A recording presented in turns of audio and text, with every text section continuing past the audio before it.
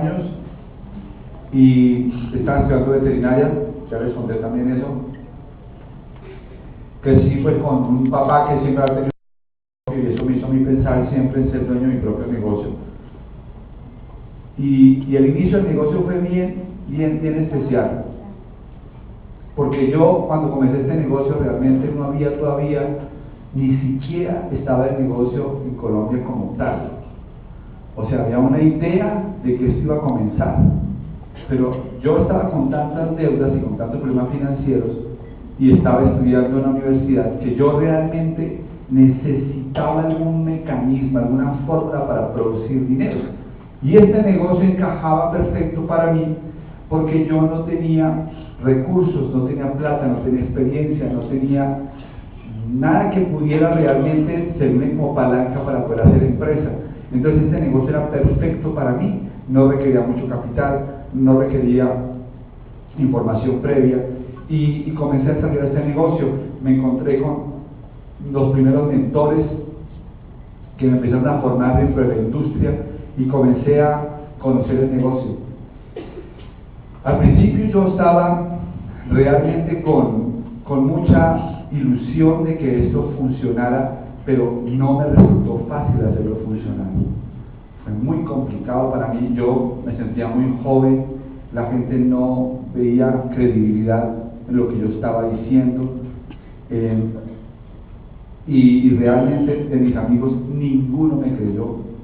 De mi familia solamente mi mamá me creyó y mi papá se convirtió prácticamente en un enemigo del negocio porque él veía que yo estaba perdiendo el foco de lo que realmente él esperaba que yo hiciera, que era hacer mi carrera como veterinario. Y entonces esto pues me quitaba completamente el foco.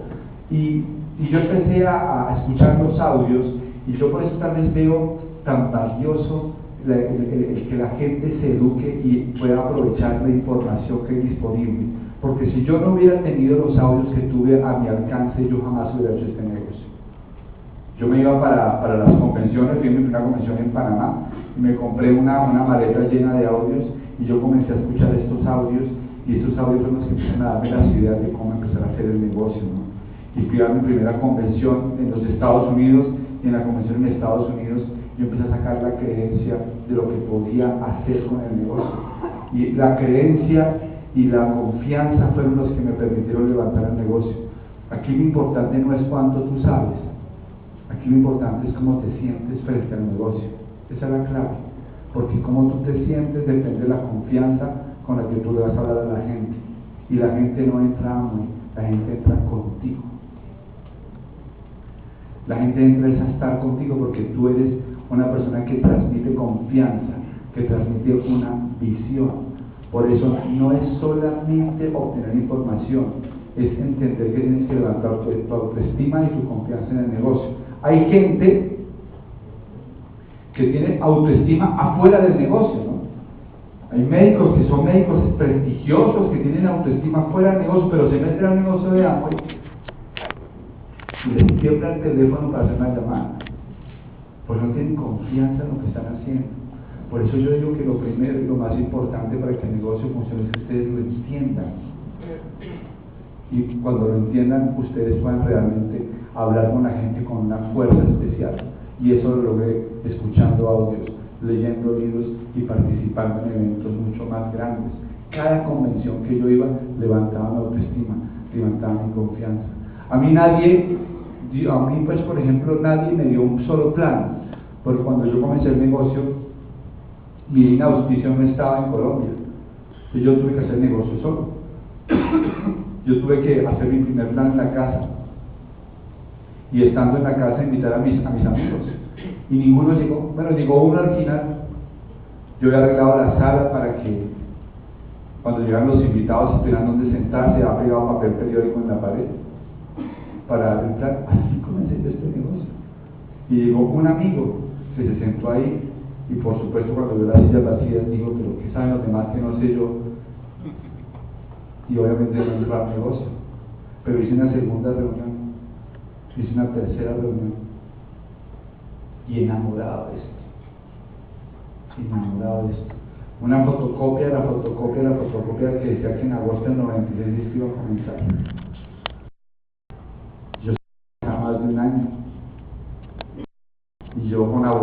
cobrándome todos los días. 3 abogados cobrándome de su financiamiento, el de credencial y uno que compré ropa a crédito. Esa es la inteligencia financiera mía. El carro mamá lo estrelló y entonces andaba en buseta pero debía el carro. Y mi papá encima diciéndome hacer una cosa seria. Y mis amigos riéndose. Y así fue el comienzo del negocio. Y yo aprendí a dar el plan solo. A mí nadie me dio un solo plan.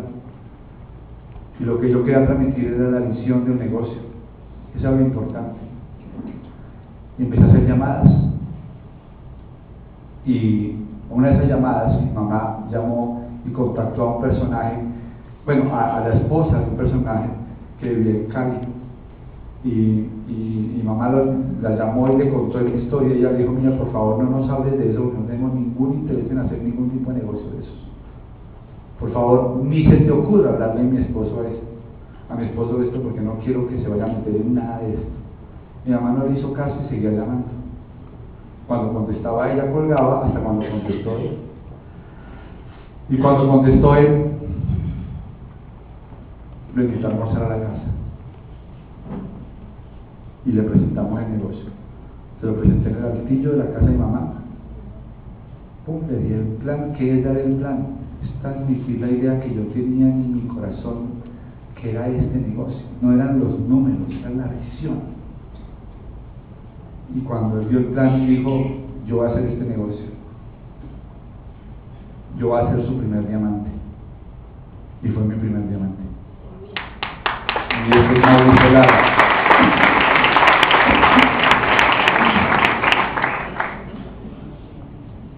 Y eso es parte de la vida. Uno es bendición para muchas personas, pero también hay mucha gente que es bendición para uno. Y Mauricio Lara es una bendición para nosotros. A pesar de que somos parte de ese equipo de apoyo, nosotros siempre hemos considerado más que un downline, un socio, un amigo con el que trabajamos hombro a hombro, que gracias a Dios está en mi grupo. Pero siempre lo hemos mirado es como un colega, como un amigo, como un coequipero con el que estamos echando para adelante y hacemos todas las cosas en equipo. Eso es parte de nuestro liderazgo. Nosotros no consideramos que el liderazgo en este negocio consiste en ser el que está arriba. El líder es el que hace mejor al que está al lado. Y ese es lo que nosotros practicamos y le enseñamos a la gente. Esa línea arrancó en Cali, sola, porque apareció un líder. Pues eso es exótico. Eso no ocurre todos los días. Tuve la fortuna de ver cómo arrancó un líder en el negocio, fue para acá y es el negocio con su esposa, con Alba Luz. Y recuerdo una vez tener que consignarle, no sé, 20,000 pesos en la cuenta porque ellos literalmente no tenían con qué coger transporte el día siguiente. Y consignarles 20,000 pesos para que pudieran ir a hacer Mauricio lo que tenía que hacer en el negocio. Y vivían en un sitio muy humilde en Cali. Después de que eran gente que habían tenido dinero, habían tenido un cierto éxito, pero se quebraron. Y cuando yo fui a la casa de ellos donde ellos vivían en Cali, tenían una mesita Rimax con sillas. Ahí vivían. Hubo gente que se salió del grupo de ellos porque los vio viviendo así, porque no tuvieron la visión de que iban a ser uno de los empresarios más grandes de Latinoamérica. Y ellos estaban dispuestos a irse a pie. Qué historia es increíble, a pie para ir a entregar los productos, todo por el sueño de hacer este negocio. Y esa línea comenzó a crecer. Yo en Bogotá, pues no tenía muchas alternativas y pude meter a un muchacho que se llama Daniel, mi segundo frontal. Yo entendí que si yo trabajaba en la profundidad, yo podía garantizar que Daniel se mantuviera vivo. Entonces, Daniel entra al negocio, que es una persona muy tímida. Realmente llega porque su novia lo invita a ver el plan de negocios. Y Daniel se emociona con esta idea. Comencé a trabajar con Dani, pelo largo, muchacho universitario de los Andes, de muy buena familia, muy pilo, pero muy tímido. Y solamente pude meter una persona, que se llama Juan Ricardo. Y entonces meto a Juan Ricardo. Juan Ricardo era un tipo ya un poco más extrovertido. Y Juan Ricardo organizó una reunión en su salón comunal. Yo estaba trabajando con quién, con Juan Ricardo. Y a Daniel le decía, trae invitados a donde Juan Ricardo. Y entonces, donde Juan Ricardo hice un par de reuniones y llenamos el salón. Yo me paré al frente a hablarles. Díganme que les hablaba yo, de lo que escuchaban los audios. Yo me escuchaba los audios de Luis Costa.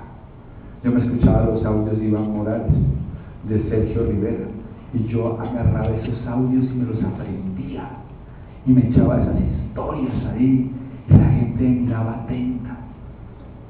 Porque yo estaba manejando una información que ellos jamás habían oído en una universidad. Les hablaba de sueños, les hablaba de libertad, les hablaba de viajar el mundo, les hablaba de tener un estilo de vida con privilegios. Jamás lo oyeron en la universidad.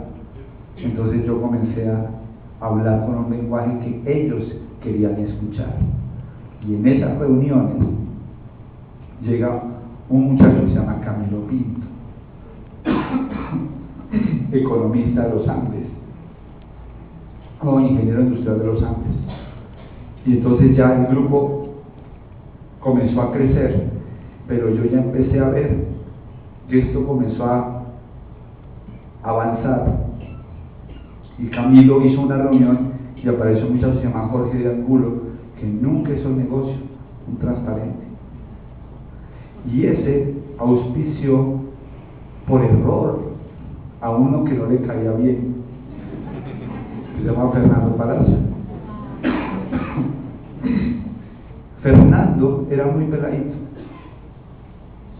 La primera vez que llegó al plan, llegó amanecido. Se llegó a ver el plan. Era un peladito todavía. Yo lo veía, pues llevo como 4 años y entonces se notaba más. Como 5 años se lleva. Y entonces Fernando, yo veo que yo estaba usando a alguien un poquito más grande, ¿no? Y entonces apareció un muchacho que se llama Mauricio Torres. Y yo empecé a trabajar ¿con quién? Con Mauricio. Pero fíjense lo que está pasando. Daniel, Juan Ricardo, Camilo, Jorge de Angulo y Fernando. Yo estaba trabajando en la profundidad. Yo sabía que si yo trabajaba aquí abajo, ellos se iban a mantener vivos.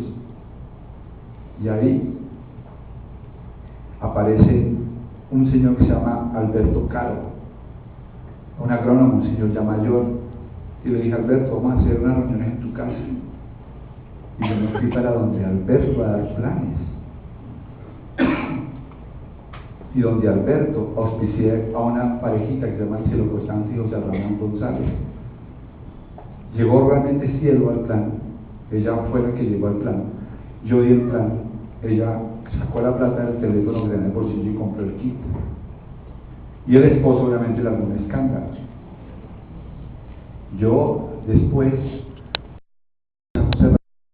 yo entendía que era muy importante que José entendiera el negocio y empecé a darle audios. Porque los audios son los que expanden la visión y expanden la mente. Y José trabajaba en el seguro social, poniendo sellos en una oficina, en una ventanilla. Él era de los que tú llegas, le pasas el papel y él ponía el sello. Ese era el trabajo de José Ramón en el seguro social. Y yo le di los audios. Entonces se compró un Walkman.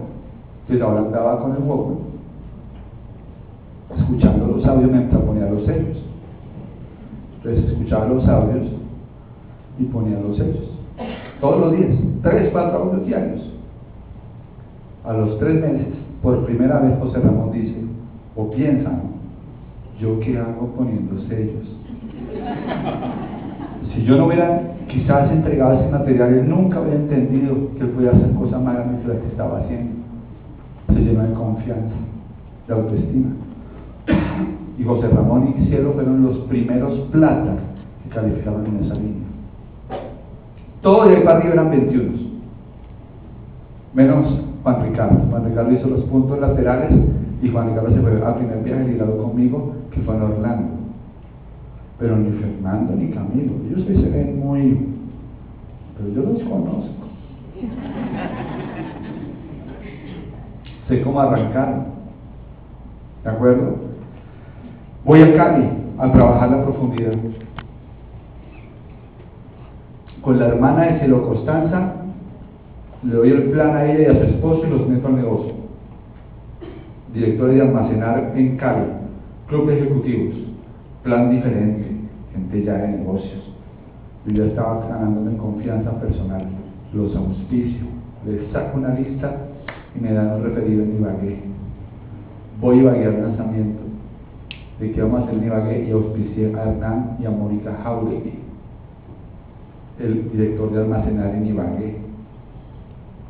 Y ahí estaba yo construyendo la seguridad financiera de mi vida,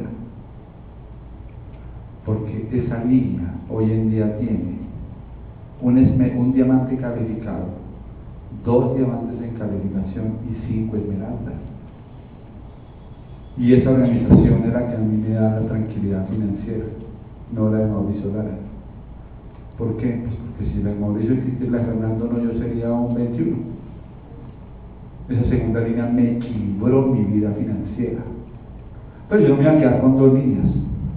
Pero cuando uno está haciendo ese camino, una vez no entiende lo que eso representa en el futuro. Ustedes están trabajando en la profundidad con gente que a veces son intencionados, a veces son transparentes, a veces son turistas. Mi consejo es: mantengan la relación, denle cariño, denles confianza, háganles sentir que ellos también lo pueden hacer y que ustedes respetan su proceso y su ritmo, porque no todos van a calificar al tiempo. Primero calificó Fernando Palacio, Esmeralda, y Camilo Pinto le costó 2 años después de Fernando para romper la segunda y la tercera línea. Y abajo en la profundidad llegó un muchacho que se llama Wilson Ariza, que fue a un seminario que yo estaba dando en Pereira, y se fue de Ibagué solo para hablar conmigo 15 minutos. Yo lo atendí, hablamos un ratito, y ese muchacho va a ser uno de los próximos diamantes de esa línea. Denle tiempo a la gente, denle cariño a la gente. No miren la gente como puntos de volumen, sino como sueños en proceso. Entiendan que este negocio es a largo plazo y es de liderazgo, y consiste en crear una tribu de amigos. Consiste en que nos lleguemos a convertir en una familia dentro del negocio. Si tú tienes mucho afán, sigue trabajando en la profundidad, pero deja a la gente hacer su proceso. ¿Me siguen hasta ahí? Sí. Que un día ustedes van a contar esta historia y ustedes se van a parar al frente y van a decir: yo comencé esta línea y ahora tengo ahí 2 diamantes, 3 diamantes, 5 esmeraldas. Porque eso va a pasar, eso va a pasar. Pero yo ya tenía 2 líneas y tuvieran que romper la tercera. Pero cuando tú rompes la tercera, llegas a esmeralda, y en esmeralda te cambia la vida. Ahí está el secreto. Hay que romper la tercera. Y mi tercera línea es de una persona que conozco. No, yo lo conocía antes, sino que lo vi en la calle, le doy una tarjeta, entregamos una tarjeta y comienzo a trabajar ese grupo. Y comienzo a desarrollar ese grupo. Y comienzo a construir la profundidad. Mismo proceso que había hecho en la segunda línea, lo estaba haciendo en la tercera línea. Y me rompí el nivel de esmeralda. Y en esmeralda la vida me cambió. Pasé de tener un Renault 21 a me compré un Peugeot francés muy lindo. Para los que les gustan los carros, les voy a hablar de eso. Un Peugeot francés bonito con techo, vidrios, lindo, bonito. Y andaba yo con la esmeralda en mi carro. Ahí me acomodé un tiempo en el negocio, porque era el reinado de los esmeraldas. Entonces el esmeralda ya era el más grande. Me invitaron a dar seminarios fuera del país, fui a todo Centroamérica, fui a hacer seminarios en diferentes partes de Colombia, vine a Cúcuta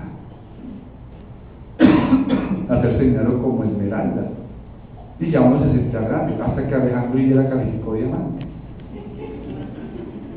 Y cuando calificó diamante Alejandro, pues obviamente a todos nos movió la película. ¿Cómo así? Si Esmeralda ya era locura. Y llegó a diamante. Y después calificó Claudia diamante.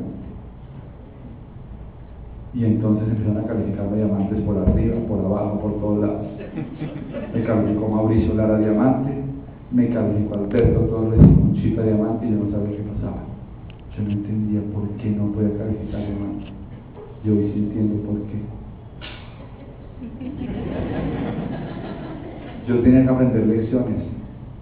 Yo tenía que aprender a empoderar a la gente, no a cargar a la gente. Yo tenía que confiar en los demás. Yo era el que abría la reunión, la cerraba, el que hacía los anuncios, el que coordinaba la entrada de la orientación empresarial.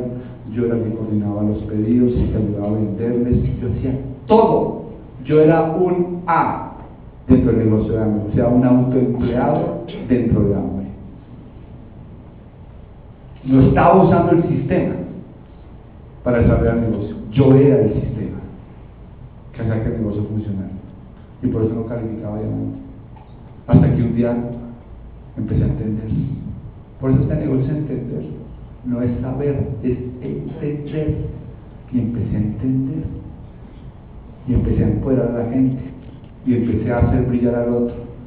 Dejé de estar tanto en la tarima y los puse en la tarima a ellos. Los empecé a edificar.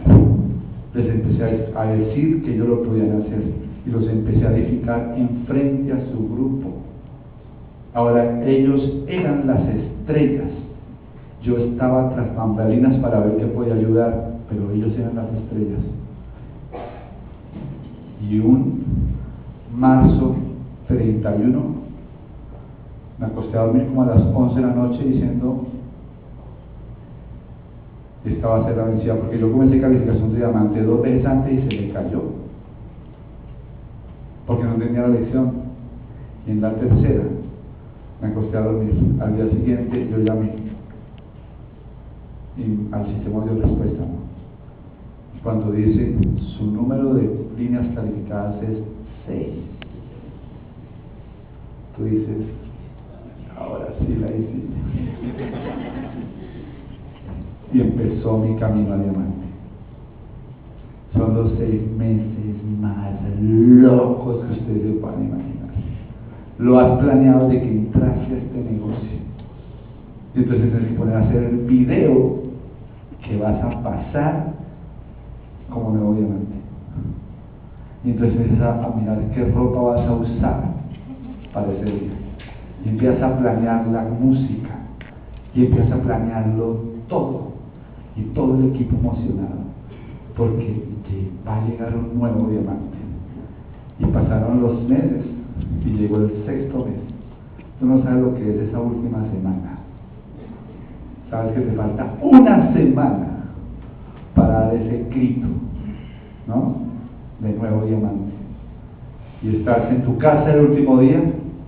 Normalmente van a estar todo tu equipo alrededor, todos tus frontales. Mi mamá, estaba María Camila, estaban los frontales, estaba ya Camilo Pinto, toda la gente ahí, esperando que fueran las 12 de la noche para que entraran los últimos pedidos y en ese momento celebrar nuevo diamante.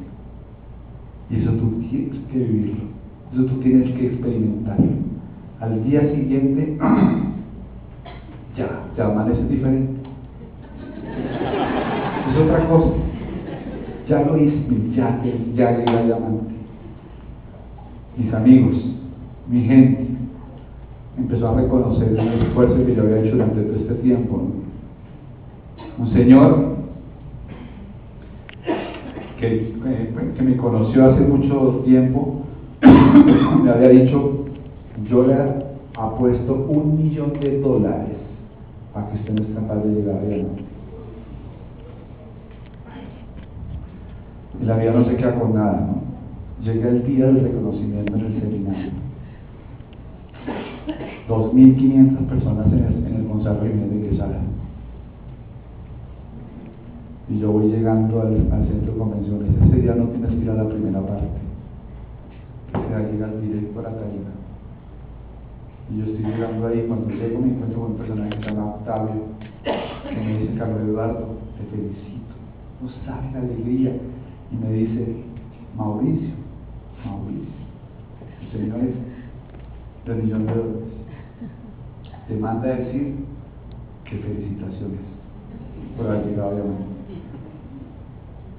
Yo le respondo: dile por favor a Octavio Mauricio que gracias, pero que no se le olvide mandarme el chequecito de $1.000.000. No me quedé con esa. Y llegar a convención, el reconocimiento en convención, que fue mágico. Siempre quise entregarle la llave a mi gente.